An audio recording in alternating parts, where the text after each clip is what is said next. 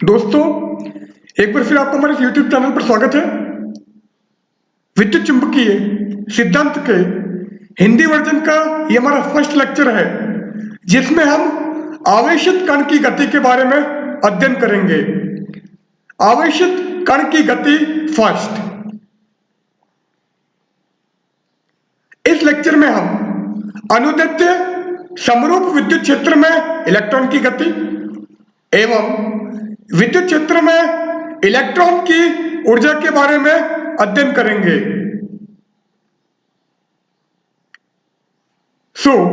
अनुदैर्ध्य समरूप विद्युत क्षेत्र में इलेक्ट्रॉन की गति या विद्युत क्षेत्र त्वरित क्षेत्र के रूप में।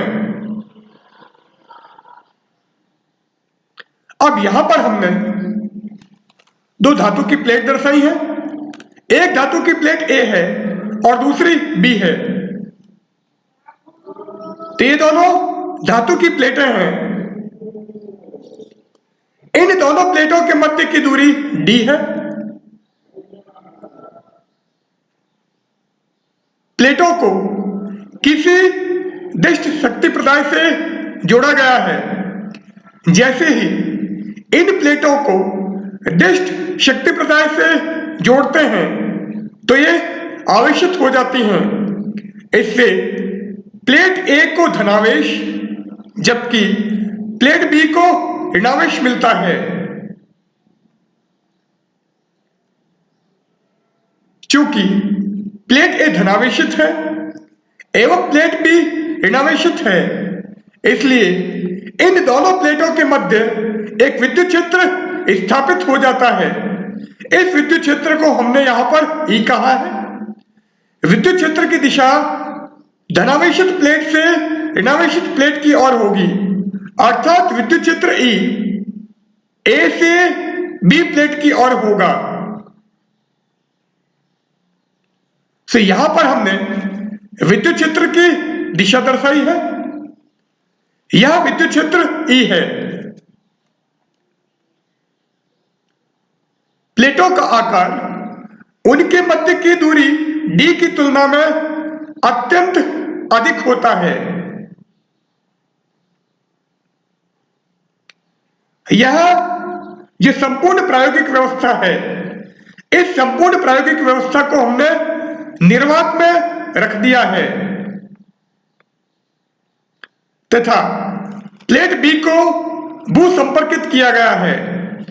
तो हमारी प्लेट A जिसको हमने धनावेश दिया है जबकि प्लेट B ऋणावेशित है। दोनों प्लेटों के मध्य की दूरी D है तथा ऋणावेशित प्लेट B को हमने भू संपर्कित किया है। अब दोनों प्लेटों के मध्य इलेक्ट्रॉन को हमने ऋणावेशित कण से दर्शाया है। चूंकि कण हमारा ऋणावेशित है, इसलिए यह धनावेशित प्लेट की ओर आकर्षित होगा। इसलिए इस पर लगने वाला बल F प्लेट A की ओर होगा। अतः इलेक्ट्रॉन पर बल, चूंकि इलेक्ट्रॉन आवेशित कण है, इसलिए इस पर विद्युत बल कार्य करेगा तथा विद्युत बल F = QE होता है। यहां पर Q का तात्पर्य इलेक्ट्रॉन के आवेश से है जो -E है। F = -EE। तो इस आवेश पर बल इस ओर कार्य करेगा। अब न्यूटन के द्वितीय नियम से, न्यूटन के द्वितीय नियमानुसार F = ma। F = ma। यहां A इलेक्ट्रॉन पर या उस कण पर जिसका द्रव्यमान m है पर कार्यरत त्वरण का मान है। तो A त्वरण m कण का द्रव्यमान। अब यदि हम इन दोनों समीकरणों की तुलना करें तो ma = -EE। ma = -EE। अतः इलेक्ट्रॉन द्वारा प्राप्त किया गया त्वरण तो त्वरण ए का मान यदि हमें ज्ञात करना है तो यहां से क्या जाएगा, A equal to minus E upon M. So A equal to minus E upon M. तो इलेक्ट्रॉन द्वारा प्राप्त किया गया त्वरण A equal to minus E upon M होगा।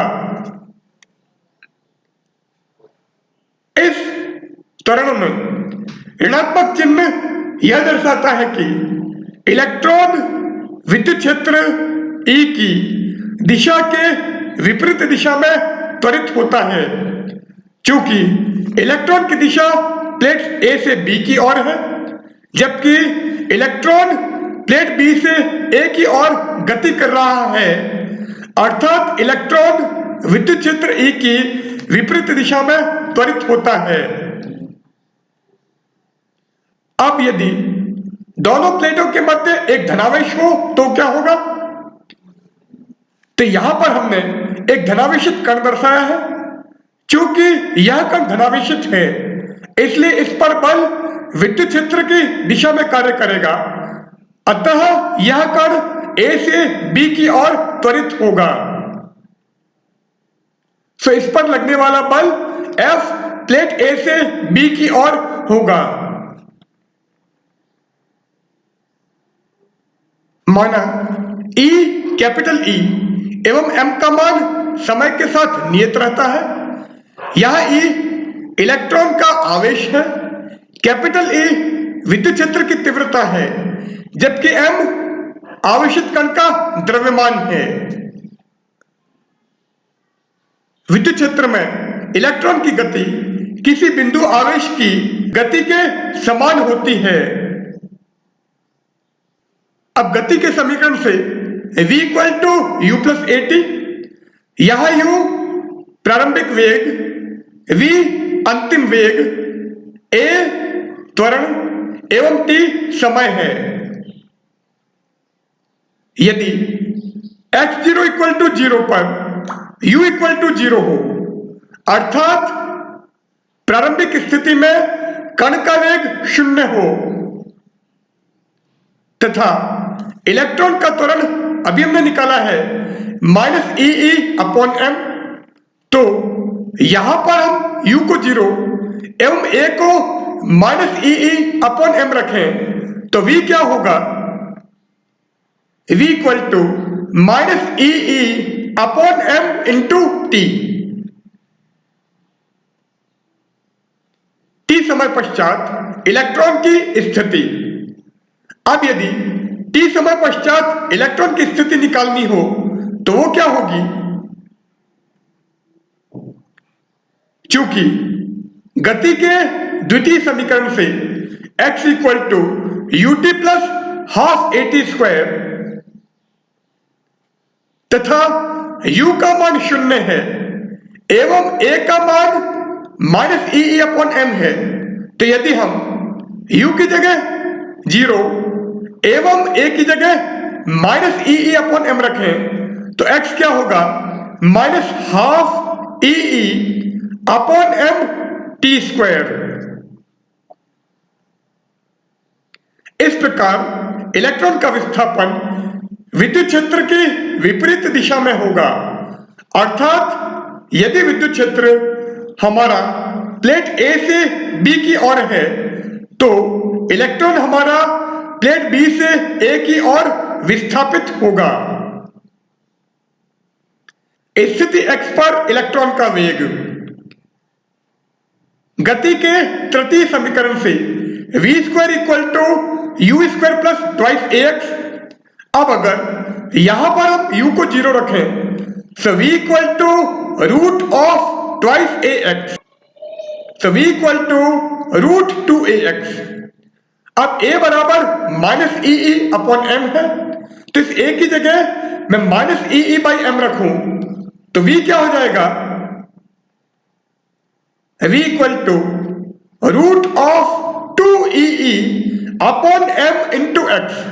क्योंकि यहां पर हम परिमाण का प्रयोग कर रहे हैं तो ये जो ऋणात्मक चिन्ह है ये केवल त्वरण की दिशा दर्शाता है, तो यहां पर रखते टाइम हम इस ऋणात्मक चिन्ह का प्रयोग नहीं करेंगे। इसलिए v equal to root of 2e upon m into X. गतिशील इलेक्ट्रॉन की गतिज ऊर्जा। अब यदि गतिज ऊर्जा का मान ज्ञात करना है तो वो क्या आएगा, k equal to half mv²,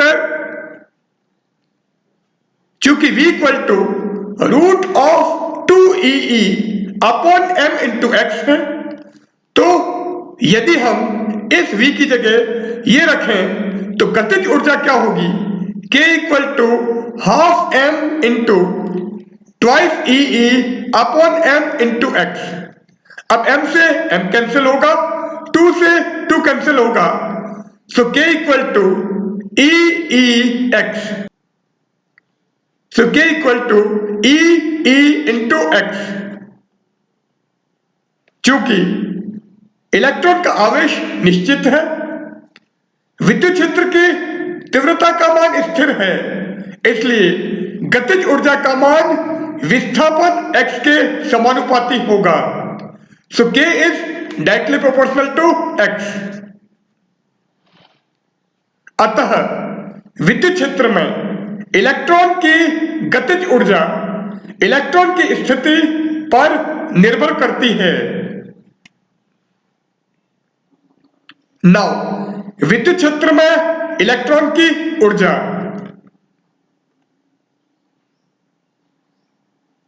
अब v का मान हमने निकाला है -ee upon m into T. जब कोई इलेक्ट्रॉन समरूप विद्युत क्षेत्र में गति करता है तो इसका वेग समय के साथ परिवर्तित होता है, क्योंकि v हमारा t का फंक्शन है, तो जैसे जैसे समय परिवर्तित होगा वेग का मान परिवर्तित होगा। गतिज ऊर्जा का मान समय के साथ परिवर्तित होता है, क्योंकि वेग समय के साथ परिवर्तित होता है तथा गतिज ऊर्जा का मान हाफ mv² होता है। तो यदि वेग परिवर्तित होगा तो गतिज ऊर्जा भी परिवर्तित होगी, अर्थात गतिज ऊर्जा का मान समय के साथ परिवर्तित होता है। चूंकि x equal to -half E upon m into T square है, x कण की स्थिति दर्शाता है।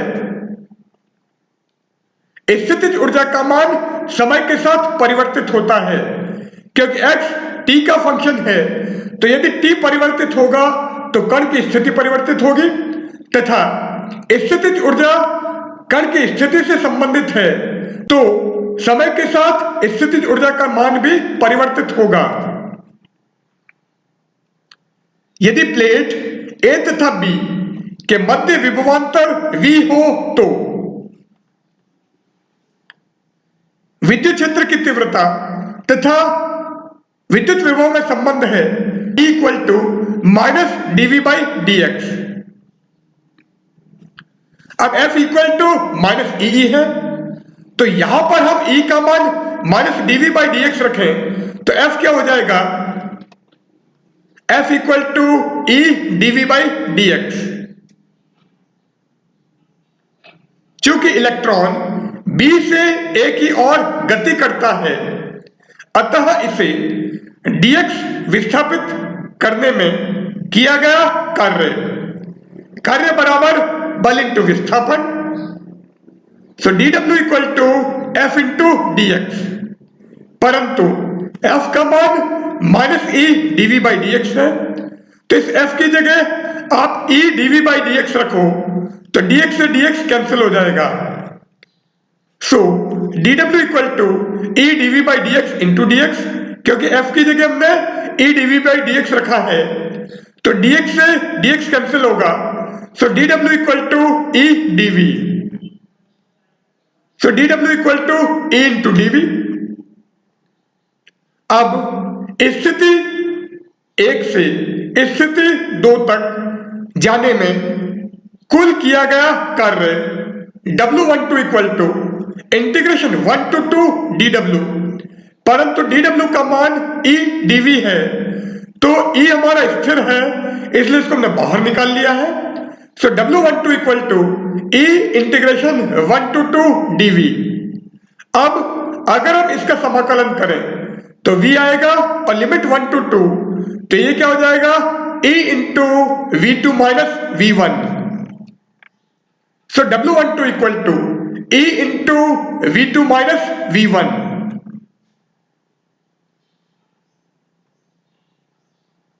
कार्य ऊर्जा प्रमेय से विद्युत क्षेत्र में इलेक्ट्रॉन पर किया गया कार्य गतिज ऊर्जा में वृद्धि के बराबर होता है। चूंकि किया गया कार्य W12 equal to half m V2 square minus V1 square है, जहां V1 तथा V2 क्रमशः स्थिति 1 तथा 2 पर इलेक्ट्रॉन के वेग हैं, तथा W12 का मान E into V2 minus V1 भी था, तो हम इन दोनों समीकरणों की तुलना कर देते हैं। तो क्या होगा E into V2 minus V1 equal to half m V2 square minus V1 square. यदि V1 बराबर 0 हो, V2 बराबर V हो तथा V2 माइनस V1 का मान कैपिटल V के बराबर हो, तो ये हमारा कैपिटल V, ये V और ये 0, तो ये क्या बन जाएगा E into V is equal to half m V square. इससे यदि हम इलेक्ट्रॉन का वेग निकालें तो V बराबर square root of twice EV upon m। यहां V विभवांतर है, m इलेक्ट्रॉन का या आवेशित कण का द्रव्यमान है, जबकि E इलेक्ट्रॉन का आवेश है। So V is directly proportional to square root of V, अर्थात इलेक्ट्रॉन का वेग दोनों प्लेटों के मध्य विभवांतर के वर्गमूल के समानुपाती होगा। अतः इलेक्ट्रॉन या आवेशित कण का वेग उस विभवांतर के वर्गमूल के अनुसार परिवर्तित होता है जिसमें वह कण गति करता है।